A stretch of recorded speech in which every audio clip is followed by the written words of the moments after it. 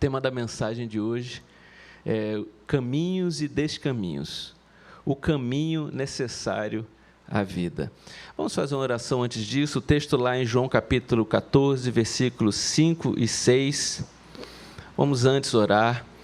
Pai bendito, a gente pede a Tua ajuda nesta manhã. Senhor, inspira, ilumina, Senhor, os nossos corações diante da revelação que é a Tua palavra, ó Deus.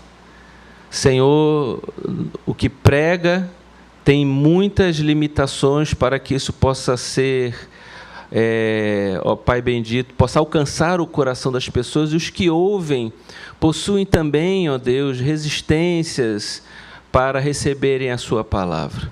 Por isso que o Teu amor, a graça, o Espírito Santo possa agir aqui neste lugar, Senhor, para que tire medos, preconceitos, ó Pai, tristezas. Às vezes o nosso coração não está pronto para ouvir a palavra, então que nosso coração possa se harmonizar com este momento. Fala a todos. Nós cremos que estamos reproduzindo aqui um momento onde o Senhor está falando aos nossos corações. Abençoa os que estão ouvindo aqui e aqueles que vão ouvir pela internet, Pai, em nome do Senhor Jesus, e que todo o povo de Jesus diga amém. Caminhos e descaminhos, o caminho necessário à vida. João capítulo 14, versículos 5 e 16, e como é uma tradição da igreja, e como nós estávamos com tanta saudade, eu convido a igreja a se colocar de pé para fazer essa primeira leitura. Eu convido toda a igreja a ler comigo essa passagem. Vamos ler? Toda a igreja? Disse-lhe Tomé: Senhor, não sabemos para onde vais. Como então podemos saber o caminho? Respondeu Jesus: Eu sou o caminho, a verdade e a vida. Ninguém vem ao Pai a não ser por mim. Deus abençoe a sua palavra. Fica à vontade no seu lugar.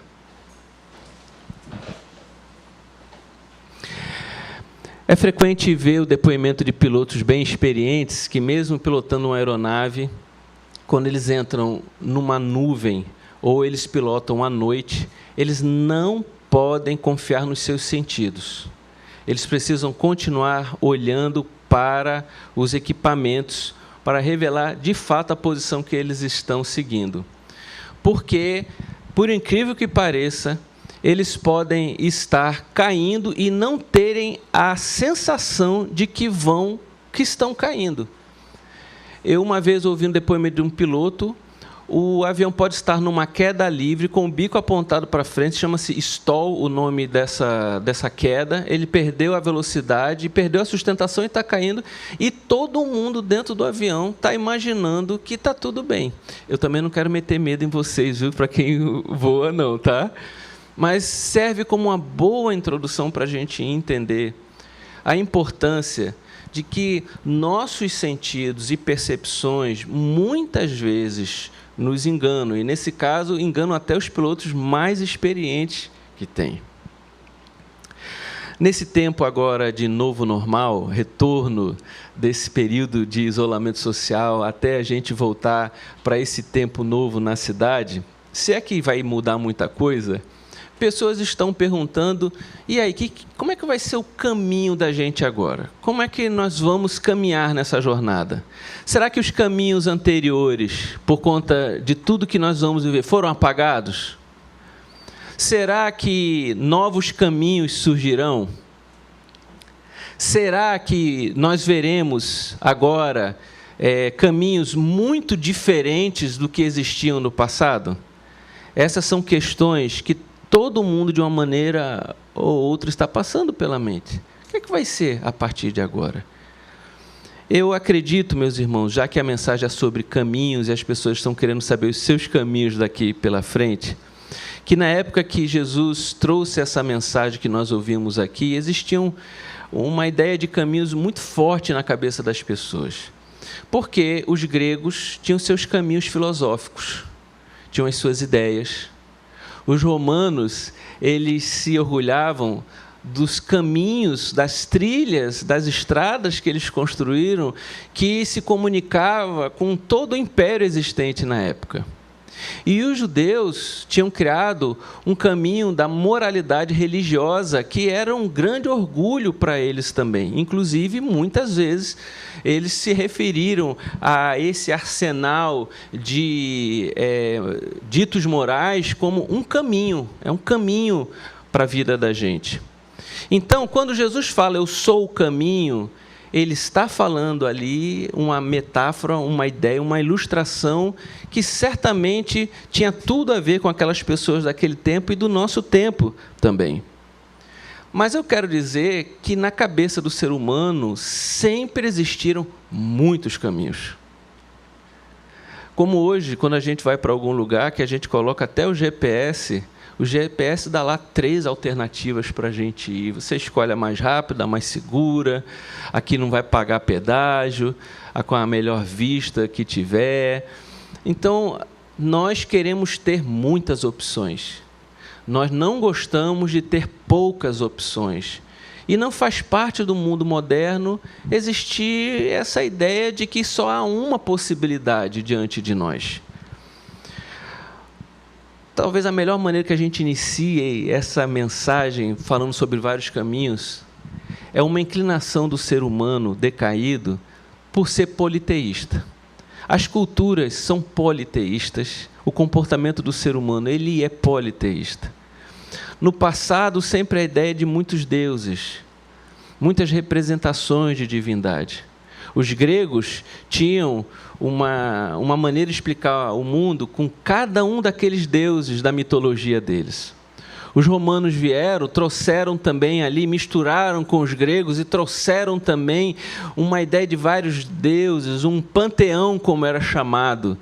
Muitos e muitos deuses para explicar cada sentido, cada propósito, cada desejo, cada expectativa, cada obrigação dos seres humanos, cada obrigação do indivíduo e cada obrigação da coletividade. Era assim, o mundo sempre viu e percebeu o mundo desta maneira. Logo, o ser humano olha para a sua espiritualidade e quer muitos caminhos.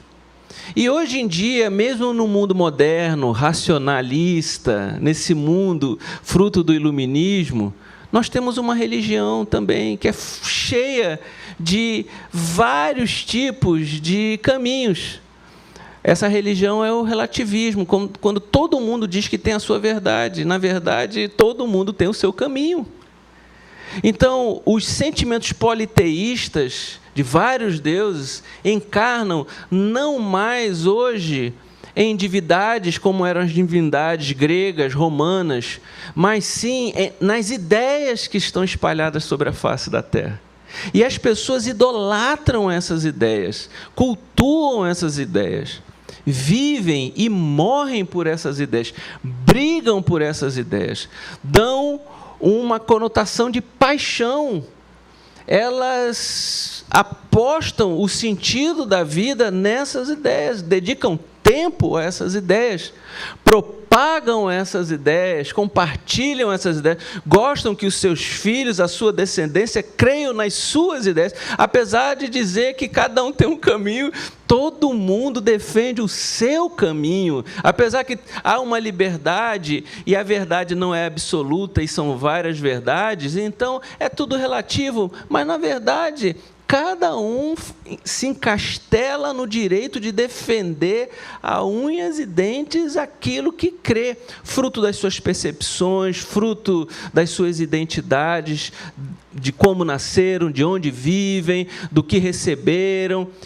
E isso é apenas um desdobramento histórico do que sempre o ser humano fez. Então, se você acha que não tinha nada a ver aquele politeísmo dos gregos, não tinha nada a ver o politeísmo dos romanos, não tinha nada a ver o politeísmo dos africanos, não tinha do animismo africano, não tinha nada a ver o politeísmo dos índios, nós somos secularizados, nós não defendemos crença nenhuma. O ser humano continua com os mesmos princípios politeístas, só que não é mais a adoração de um santo, são ideias. E, curiosamente, todas elas têm uma explicação de mundo. Porque se não tivesse uma explicação de mundo, a gente trataria elas exclusivamente do ponto de vista racional. Mas elas trazem uma narrativa. E no nosso tempo racionalista, materialista, elas trazem uma narrativa anti-sobrenatural, anti-metafísica, anti-espiritual. Esse é o grande drama dos nossos dias. A religião sendo seguida até pelos mais céticos. E a religião dos nossos dias é extremamente anti-metafísica, anti-espiritual, anti-transcendental, anti-religiosa, dê o nome que você quiser dar para isso. Eu entendo, meus irmãos, que isso vai provocar uma angústia muito grande no ser humano. Porque quando o mundo desse ser humano, enquanto está dando certo, suas convicções, elas parecem que são corretas. Mas na hora que elas não se encaixam, como aquelas pedrinhas tem uma brincadeirinha que a minha neta usa, que tem que colocar, não sei o nome daquilo dali, né, mas tem um lugar onde é uma bola, uma estrela, uma cruz, ela tem que encaixar aquilo, e quando ela era mais novinha, não encaixava, dava angústia, ela querendo, né? Porque não encaixava a pecinha no lugar errado. Esse sentimento existe nos nossos dias, é uma angústia. Porque enquanto as coisas estavam dando certo, aí estava ótimo, mas daqui a pouco não faz sentido. Porque neste mundo, as coisas não vão se encaixar do jeito que as pessoas acham que as coisas vão se encaixar. E assim são as etapas da vida, assim são relacionamentos, assim. A vida é explicada pelos caminhos e descaminhos que existem, pelos encontros e desencontros. A vida é assim, meus queridos. Mas a angústia bate muito forte. Me lembrei da letra do Kiko Zambianchi, que é bem conhecida através daquela versão do Capital Inicial, que diz assim: meu caminho é cada manhã. Quer dizer, cada manhã aparece um caminho, é o caminho dele. Não procure saber onde estou, meu destino não é de ninguém, eu não deixo os meus passos no chão, se você não entende, não vê, se não me vê, não entende. Eu acho uma descrição perfeita dos nossos tempos. É totalmente indefinido, é totalmente fora de qualquer sustentação, é mutável, toda manhã tem uma coisa diferente. É como uma folha no vento, o estilo de existência, a escolha de existência. E isso traz um pavor, isso traz um desespero à alma, porque a alma não foi feita para ser essa folha no vento. Ela foi feita para estar presa ao galho e o galho preso à parreira. Isso é o sentido da espiritualidade das nossas vidas. Nós deveríamos estar fixados ao galho e o galho à parreira, a Cristo e a Deus. Talvez a frase do Milton Nascimento dê mais sentido, quando ele diz assim: meu caminho é de pedra, já não posso sonhar. Porque aí a verdade vem. Pedra por quê? Porque o caminho é difícil, é duro. E às vezes a gente se vê num momento que a gente para de sonhar, porque a realidade vem com as suas cores, forças, sentidos e dores, aí é duro. Pode ser de pedra, porque as pessoas jogam pedra em você e as próprias pedras que te machucam vão construindo o seu caminho. Daqui a pouco você é formado pelas pedras que atingiram você. Essas pedras podem dar um tônus melhor, formar uma estrutura melhor. Para outros, pode trazer amargura, dor, péssimas lembranças, uma raiva da outra pessoa, pode trazer uma porção de coisas, esse tipo de escolha de vida. É angústia, meus irmãos. Angústia será esse tipo de viver num panteão de possibilidades, num tipo de auditório repleto dessas ideias, onde você vá se devotar a cada dia ou a cada minuto no altar de todas essas experiências. Sabe como Jesus chama disso na Bíblia? Ele fala de um nome incrível. Jesus chama as pessoas de perdidas. Se eu estou falando sobre o caminho, Jesus usa uma expressão: eu vim para os perdidos. Eu tenho certeza que Jesus veio também para o homem moderno, para o homem pós-moderno, seja lá o nome que queiram dar para essa cultura, cada um dá um nome hoje em dia diferente. Para a geração Z, para a geração Millennium, para a geração, sei lá, deu o nome. Essa geração é uma geração perdida. Jovens perdidos, pessoas cheias de incertezas, totalmente desconfiadas, descaminhadas. Se eu estava falando de um caminho, agora eu vou falar de quê? De um descaminho. Eu estou falando que o ser humano acabou de viver dia a dia a experiência do descaminho. Está descaminhado, não tem caminho para ele. É como se alguém apagou o caminho e nós estamos como pessoas que não enxergam, tentando tocar tudo até a gente encontrar o nosso caminho. São caminhos sem vida, sem esperança, sem vida abundante. Há caminhos que fazem mal para as outras pessoas. A gente acha que só iria fazer mal para a gente, mas marcam, oprimem, são tóxicas para as outras pessoas. Caminhos são maus para os filhos. Os adultos podem promover isso para as próximas gerações. O uso incorreto dos recursos, o que isso vai produzir para as próximas gerações é um caminho que a gente precisa decidir hoje aqui, como cidadãos. Aí Jesus, ele o tempo todo chama esses que estão desorientados de perdidos. Tem a parábola da ovelha perdida, que ela sai do caminho, o pastor deixa as 99 no aprisco e vai socorrer essa ovelha. Sem Cristo, nós somos essas ovelhas perdidas.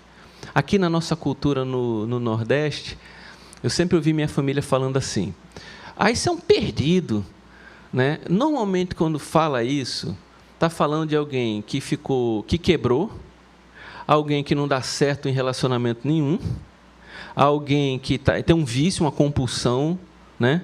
Alguém que tem... isso é um perdido. Alguém que não tem futuro. É mais ou menos assim na nossa cultura. Você já ouviu esse tipo de referência a uma outra pessoa? Mas deixa eu falar, gente. Quem não tem na sua vida uma fissura em uma área da sua vida? Quem não tem um aspecto nessa vida que não levou uma boa de uma pedrada, que não marcou e saiu do caminho? Eu desconheço quem não tenha passado na vida por isso. Basta você olhar. Lembra um pouco da sua história. Lembra daquilo que não deu certo. Lembra daquilo que não está dando certo agora. Há áreas da nossa vida que se perdem, gente. Há projetos que não acontecem por fonte, você percebe mesmo que é uma incapacidade de governar isso. São poderes, estruturas, são dinâmicas que você gostaria de segurar, reter, poder administrar, mas se esvaem pela sua mão. Não consegue. É assim. A vida é assim. A vida do crente mais maduro que existir, ele, além de todos os testemunhos de vida abundante que ele vai dar, ele vai precisar pontuar também os espinhos, as tribulações, as lutas, as lágrimas, porque no mundo tereis aflições. E a gente precisa lembrar de Provérbios, quando a gente fala de descaminho. Provérbios capítulo 14, versículo 12, que diz assim: há caminho que parece certo ao homem, mas no final, o quê? Conduz à morte. Eu creio que essa aplicação da morte aplica do jeito que você quiser. A morte existencial, que é aquela em vida ainda. Há a eterna, que é a morte espiritual eterna. Conduz à morte. Ele tem uma convicção, ele aposta nisso. E parece certo, mas não dá. E essa maneira, essas duas ilustrações que Jesus escolheu, do caminho e do perdido, hoje todos nós precisamos juntar elas aqui nesse lugar. E a gente, na nossa vida, a gente precisa juntar essas duas ideias. Porque, meus irmãos, as referências se acabaram. as pessoas estão perdidas, a alma perdida, no meio dos perdidos.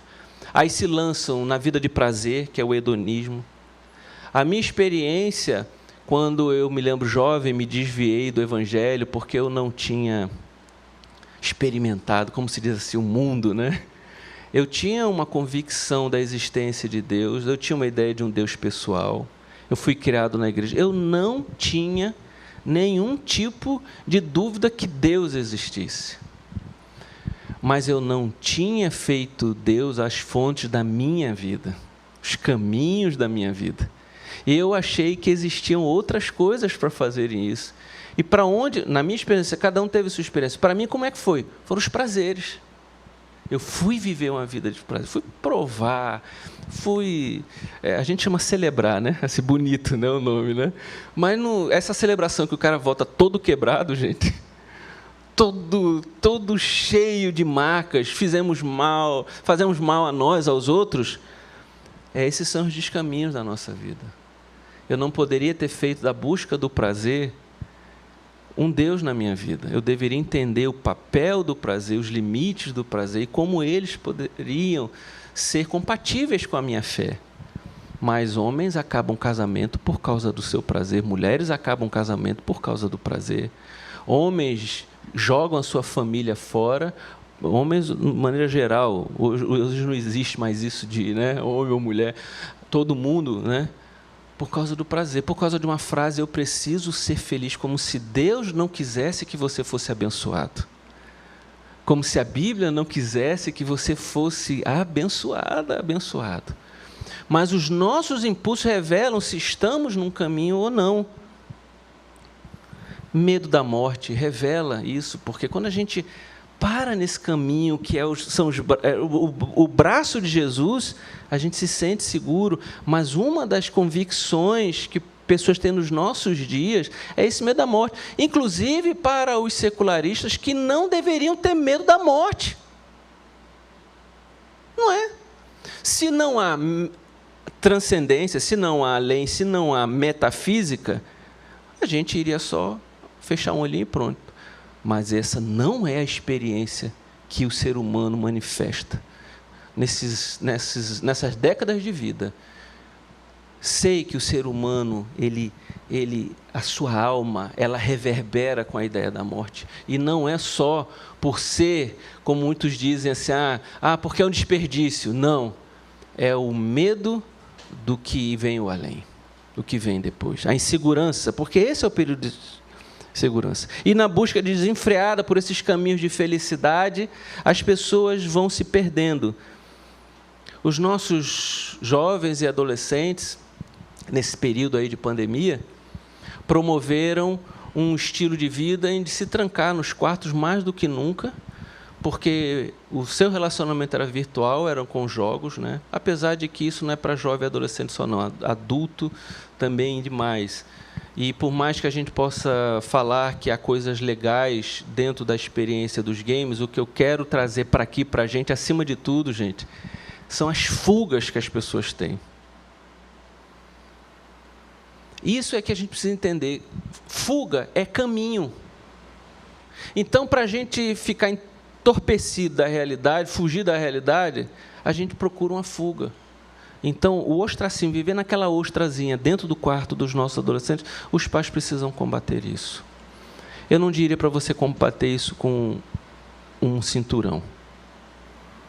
Não vai, aí que ele vai querer entrar dentro do quarto. Você precisa fazer que o mundo fora daquele quarto seja melhor do que o mundo dentro do quarto. E talvez o seu adolescente não veja isso. Ele veja casais brigando, ele veja indiferença, ele veja desespero fora daquele quarto, ele vê ódio, ele vê raiva, ele vê rancor, ele vê vida sem propósito. Uma coisa é jogar um game, ir para ali e brincar. Outra coisa é ele apagar a realidade dele. Porque essas coisas que eu falei aqui, que acontecem na sala, no corredor da casa, que levam um filho a se esconder na frente de um videogame, dentro de um quarto, É porque aquele corredor e aquela sala de casa é um barulho ensurdecedor para ele, é terrível. Aquelas trevas são enormes. Mas adultos egoístas vivem em tal ponto de uma maneira que não conseguem entrar em harmonia, não entendem o propósito da vida, não entendem o propósito de uma família, não olham para si, porque esse foi o caminho escolhido. E não entendem porque os adolescentes preferiram esse caminho. Então, meus irmãos, lógico que precisa haver uma conscientização para os nossos adolescentes, mas eles precisam curtir o que está acontecendo fora, precisa ser bom. Mas lá fora tem mau humor, lá fora tem criticismo, lá fora tem altamente um contexto muito, falta de uma palavra, chato, muito. Não há o empenho que o pai demonstra no trabalho, que pensa 24 horas, a mãe pensa 24 horas no trabalho, não há o mesmo empenho. A casa é um lugar para a pessoa vir descansar, botar o pé para cima, e aquele desliga, põe o piloto automático. E tem uma criança, tem um jovem, tem um adolescente lá. Era hora de você trabalhar mais ainda. Amém, gente? Deixa eu ouvir a voz de vocês, que agora está com todo mundo aqui. Amém, gente? Oh, meus irmãos, esses são os descaminhos da vida, né? E na política a gente está se perdendo. Gente, quem torce pelos excessos da esquerda, os excessos da direita, perdeu o caminho, gente. Perdeu a esperança, porque não tem jeito, tem que passar mesmo. O poder de coação do Estado, a parada tem que passar e matar não sei quantos aqui. Ou então, quer saber uma coisa? Cada um vive do seu jeito, vai ser todo mundo vivendo a sexualidade sem limites. Pega, Deus me livre, mas é quase isso que estão. Pega o filho do outro, pega lá, faz o que quiser. São os extremos da percepção, por causa dos descaminhos. Aí a política é confundida, perde a razão, tudo vira ódio, tudo vira falsa certeza, tudo vira destempero, tudo vira bile, tudo é em excesso. Ninguém senta para conversar, para chegar e discutir algo. É tudo para colocar gasolina no fogo e tocar mais fogo. E vai ser para quem tiver no poder, vai ser assim. Não, escutem, a polarização vai produzir isso enquanto a gente não aprender a andar no caminho. Quem subir ali vai ser assim. Porque tem 50% exagerando e tem 50% exagerando do outro lado. Então, queridos do Senhor Jesus, no final de tudo, barreiras intransponíveis.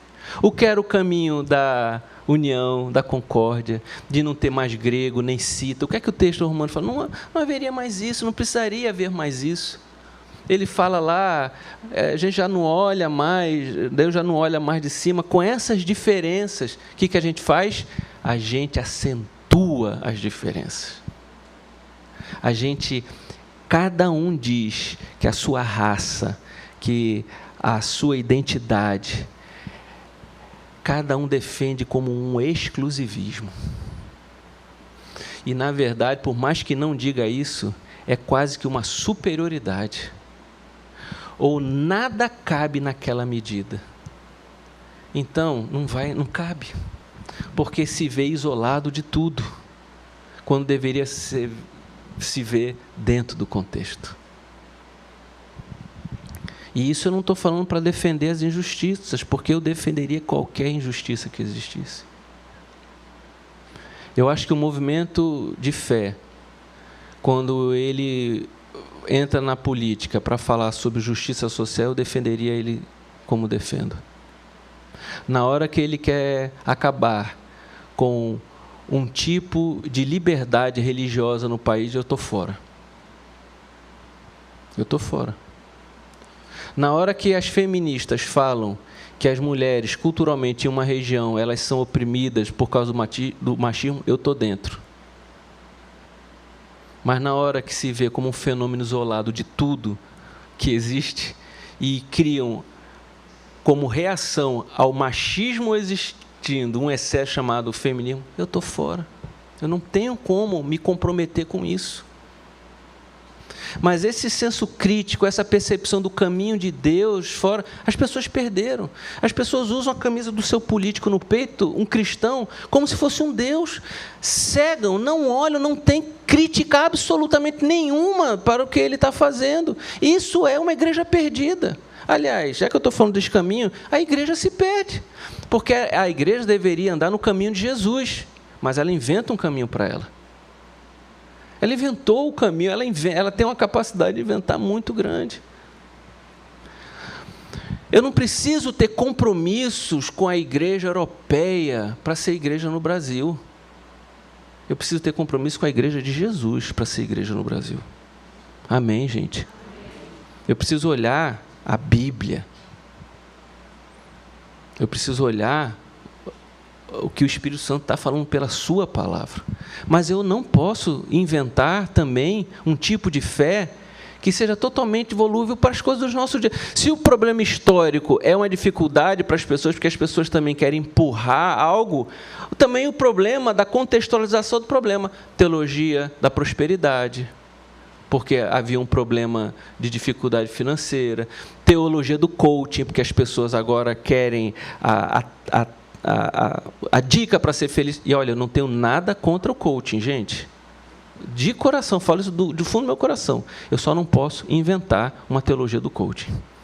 Eu não preciso fazer isso. Porque o problema do coração do homem é onde o pecado está residindo, e isso não é uma categoria do que é o coaching. Isso é a categoria do propósito da vida, da fé, da redenção de Cristo que morreu na cruz pelos nossos pecados. E enquanto isso não for resolvido, é só a gente dourar a pílula, é só botar uma roupa bonita num problema eterno que jaz e que leva à morte. Ou então, meus irmãos, eu tenho compromissos denominacionais ou com uma liderança cristã da qual me cega. Isso não é, gente. Isso não é o caminho de Jesus. E a gente precisa refazer isso na nossa cabeça. Também, vamos agora acabar com tudo e cada um vive o seu. Também não é. Porque o Senhor Jesus falou que nós pudéssemos cuidar da igreja. Pedro, você vai cuidar da igreja? Ele deixou a igreja. Quem inventou essa palavra não foram os pregadores modernos. Jesus Cristo fundou, batizou, organizou, disse como é, o que era a sua igreja. O Novo Testamento organiza a sua igreja. E eu não tenho como inventar. Todo mundo tem uma ideia, porque todo mundo tem um caminho. Aí a gente pega os nossos caminhos e queremos inventar para o que é a igreja. Quando a gente precisaria só pegar o manualzinho ali, copiar e colar na nossa experiência prática. Amém, gente? Do que é a igreja, está apresentada. Está apresentada ali. Então, essas barreiras se tornam intransponíveis se a gente hoje não tomar a decisão de seguir o caminho de Cristo. É a única solução de coração. Porque ele é um caminho sobre todos e vai corrigindo todos os outros caminhos. E vai trazendo as pessoas. Os seus compromissos vão mudando. As suas ideias, elas vão se aperfeiçoando, elas vão sendo corrigidas, o seu sectarismo, a impossibilidade de ver o outro, a alteridade, ela vai agora sendo devolvida, você vai vendo o outro, você vai saindo daquela visão que só vê você. A experiência religiosa sem Cristo é a pior das experiências que existe, mas também qualquer movimento é sectário, é terrível, são trevas. Sem a possibilidade da morte, do sacrifício, sem a possibilidade do amor ao próximo, sem a possibilidade, não há como construir isso. Cristo é o caminho claro. Eu sou o caminho, a verdade e a vida, ele fala. Veja que categoria, veja que afirmação. Eu sou o caminho, a verdade e a vida. Ele não é complacente, ele não chega com meias verdades. Ele fala, ninguém vem ao Pai se não for por mim. O Tomé fala lá, mas como é que nós vamos saber para onde você vai, para onde você está indo? Eu sou o caminho. E aí ele dá a resposta que, ao mesmo, se você ler, ele é o alvo e ele é o caminho, a gente precisa estar junto dele. Quando a gente se desliga dele, a gente sai do caminho, automaticamente estamos fora do caminho. Quando a gente perde a nossa ligação mística, espiritual com ele, o nosso amor, nossa estima, a percepção da necessidade de estar com ele, quando ele deixa de ser necessário, porque ele é necessário, mas nós somos iludidos achando que ele não é mais necessário na nossa vida, nós então nos desviamos. Não há mais o poder do Espírito Santo agindo em nós, fazendo com que a gente possa entender o caminho de Deus. A palavra já não vai mais sentido. Jesus é o caminho que ele prometeu para a gente poder se reconciliar com Ele é o caminho final dos redimidos. O homem estava morto nos seus pecados e delitos. Não havia absolutamente nada que pudesse reintegrá-lo a Deus em um relacionamento. O seu futuro estava debaixo de uma condenação. Os caminhos nem sequer podem ser chamados de caminhos, queridos. Vocês sabiam disso? Esses outros caminhos nem podem, porque é um caminho onde ele acaba no nada. Não pode ser chamado de caminho, não deveria, pelo menos, ser chamado de caminho. Eles são passageiros, eles são momentâneos, eles passam. Você não leva eles para o seu caixão, eles passam. Você deveria seguir o caminho eterno. Você deveria viver o caminho preocupado com a transcendência, com propósito. Você, inclusive, deveria... Não só, está muito, nós estamos honrando demais a tradição hoje científica, eu creio demais na importância dela para os nossos dias, mas o problema é que ela virou um Deus na nossa vida. Cientificismo, historicismo, essas coisas, tudo a gente está preso a isso. E a gente é convidado por Cristo a entender que Ele é o caminho do propósito da nossa vida. De um propósito que muda escolhas, muda preferências, muda sentimentos, muda o que a gente imaginava que fazia com que a gente tomasse determinadas decisões e tivéssemos determinadas sensações. Ele é o Logos.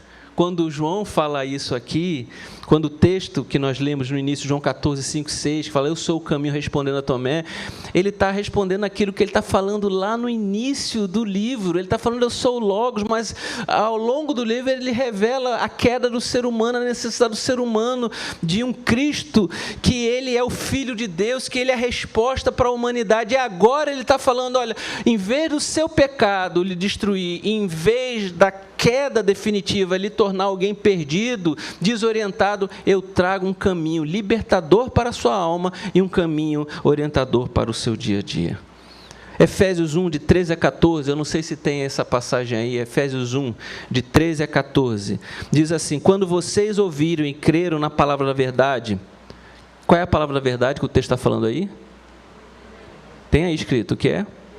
O evangelho que os salvou. Né? Vocês foram selados em Cristo, vocês receberam um selo em Cristo com o Espírito Santo da promessa, que é a garantia da nossa herança até a redenção. Olha o caminho apresentado aí, o Espírito Santo vem na nossa vida até aquela redenção. Você está vivendo essa experiência na sua vida? Você está vivendo essa experiência?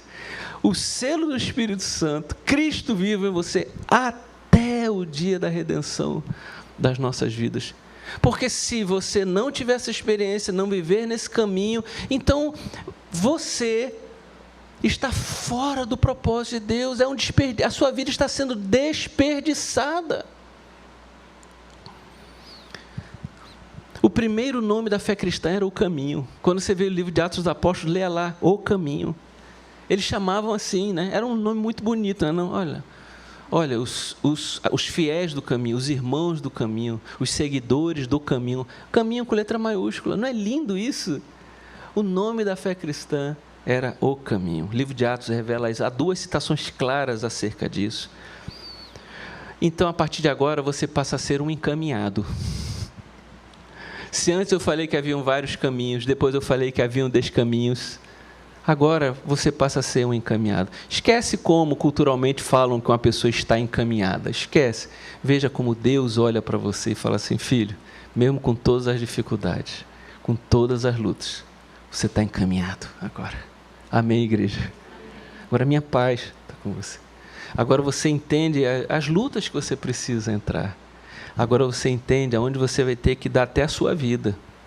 Agora você entende o que é que você vai precisar defender, o que é que você vai ter que abrir mão, o que é que você vai entender que, né, o que é mais importante, é o material ou o espiritual? É o passageiro ou o eterno? Agora você está encaminhado. Você está com Cristo, você está andando. Esse é o caminho. Quando, na América do Norte, os índios ouviram a fé cristã, eles criaram um apelido para a fé cristã incrível. Entre eles, falavam a estrada de Jesus. Era a maneira que, entre eles começaram a falar: tem alguém aí falando uma estrada nova. É a estrada de Jesus. Era isso que eles queriam que a gente entendesse, que a gente reconhecesse e caminhasse na estrada de Jesus. É andar por Ele nesse caminho. É ter o melhor amigo ao seu lado.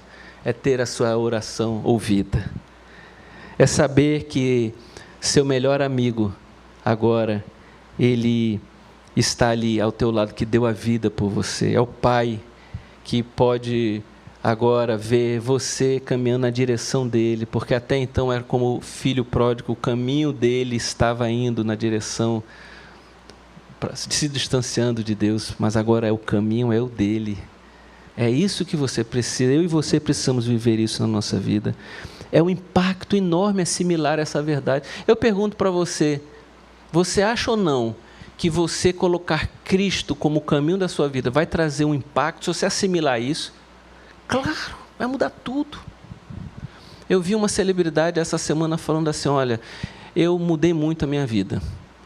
Eu conheci uma moça agora, ele deve estar no 10º casamento dele, não sei, mas as páginas mostram que ele já casou muito. Aí ele fala assim: eu conheci uma moça agora que mudou a minha vida. Olha, deixa eu lhe falar, se as pessoas têm a capacidade de impactar as nossas vidas, imagine a maior de todas as pessoas, como ela vai mudar a nossa vida. Amém, querido? É um caminho sensível, solidário. É um caminho diferente. É um caminho que é o fim da solidão existencial, mas é uma segurança que até mesmo se você estiver andando sozinho nesse mundo, que não deveria, mas se não houver alternativa, você mesmo assim não se sentirá sozinho, porque o Senhor estará com você. É a bênção de Deus nesse caminho, meus irmãos. É a luz de Cristo nesse caminho. É a presença poderosa do Espírito Santo. É a direção sábia da sua palavra. É a gente poder entender que vamos deixar um legado, mais do que a gente deixar uma herança, porque herança é deixar patrimônio, é deixar alguma coisa para as pessoas. Legado é você deixar algo na vida das pessoas. Então, o que eu estou propondo para que as famílias possam deixar é legado, para que a Igreja Nova Vida do Recife deixe um legado aqui a cada momento, que a gente possa deixar na vida das pessoas esse impacto. Desde que eu segui a Jesus, eu posso dizer para vocês, eu não mudei a cor do meu cabelo, né? Eu não mudei, o sotaque deve ter mudado muito pouco, uns pneuzinhos apareceram, mas eu posso dizer para vocês, há um testemunho existencial. Posso olhar para aqui, posso tirar o meu óculos para olhar para você. Aquele medo do futuro, aquela sede do insaciável, aquilo teve paz na minha vida. Eu estou testemunhando isso para você. Chame isso do que você quiser. Felicidade, se chama isso. Se você chama isso felicidade, que é uma coisa tão diferente para cada um, eu estou apresentando isso para você. Se você entender que há uma satisfação em Cristo, se você entender que você lida com as suas incapacidades, lida com as questões das quais você não consegue por si mesmo lidar, você vai entender que há um Deus que Ele vai estar ajudando você. Louvado seja o nome do Senhor Jesus. E eu passei a ter a esperança na eternidade. Eu tenho uma vida eterna. que um dia esses sentimentos de tristeza todos passarão, não existirão mais. Eu gostaria que você pudesse viver essa esperança de que um dia nós passaremos a história para um novo patamar, uma realização maravilhosa, que é uma promessa de Deus para a nossa vida, que vale a pena a gente lutar, se sacrificar, porque o Senhor tem algo maravilhoso para nós ao viver ao lado dele nesse mundo e na sua eternidade. Uma vida tão transformada que a morte não consegue destruir ela. Uma vida tão cheia de vida que a morte não consegue destruir ela. Uma vida cheia de certezas nele, tão grande que as incertezas, quando assaltam a vida da gente, a gente está firmado na certeza que é Jesus Cristo. Eu convido você a parar de tatear no escuro e encontrar a rocha que é Jesus, a cruz que é Jesus, a luz no fim do túnel que é Jesus. A Bíblia fala, todo aquele que invocar o nome do Senhor será salvo. Invoque o nome do Senhor Jesus. Receba essa graça de ser alguém que está seguindo ao Senhor Jesus. Eu quero convidar todos nós a nos comprometermos com essa palavra, a nos comprometermos com isso, desde que a gente plantou essa igreja aí. Alguns dias depois, já fazia algum tempo, estava na minha sala, um adolescente se jogou de cima de um desses apartamentos. O barulho foi enorme no chão, aqui da frente. Eu saí da minha sala, não sabia o que tinha acontecido, achei que era um atropelamento. Quando vi, era um corpo de um adolescente jogado no chão. Eu entendi o propósito dessa igreja aqui neste lugar, queridos. O propósito da igreja desse lugar é fazer, ao invés que os nossos adolescentes cometam isso, é que eles possam olhar para cima, eles possam olhar para frente, cheios de vida. Eles possam acreditar em um futuro que vem de Deus. Eles possam ter força para viver. Eles possam sair da concha, sair ali da ostra. Eles possam vivenciar a esperança, assim como todos podem vivenciar isso. E para a gente afirmar, eu gostaria de convidar você a ficar de pé e ler comigo o Credo Apostólico, porque eu queria que a gente pudesse afirmar. E se você puder afirmar, é um excelente começo para a sua jornada. A gente tentou, ao longo da história, resumir isso aí. Como alguém compõe uma música? Isso não é uma oração. Isso é uma tentativa de uma definição, como se vários compositores tentassem escrever uma música. A igreja produziu isso. Eu gostaria que você pudesse ler esse texto, agora convicto, sabendo que esse é um caminho para a minha vida e para a sua vida. E a gente terminaria este culto dessa maneira aqui. Você topa terminar o culto aqui hoje dessa maneira? Você topa aí terminar essa transmissão dessa maneira aí? Então repete isso de todo o seu coração. E já que nós estamos aqui, você pode falar alto para que todo mundo possa ouvir aqui também. Vamos repetir nesse momento. Creio em Deus Pai Todo-Poderoso, Criador dos céus e da terra, e em Jesus Cristo, seu único Filho, nosso Senhor, o qual foi concebido por obra do Espírito Santo, nasceu da Virgem Maria, padeceu sob o poder de Pôncio Pilatos, foi crucificado, morto e sepultado, e ao terceiro dia ressurgiu dos mortos, subiu aos céus e está sentado à destra de Deus Pai Todo-Poderoso, de onde há de vir para julgar os vivos e os mortos. Creio no Espírito Santo, na Santa Igreja de Cristo, na comunhão dos santos, na remissão dos pecados, na ressurreição do corpo e na vida eterna. Amém. Pai bendito, nós apresentamos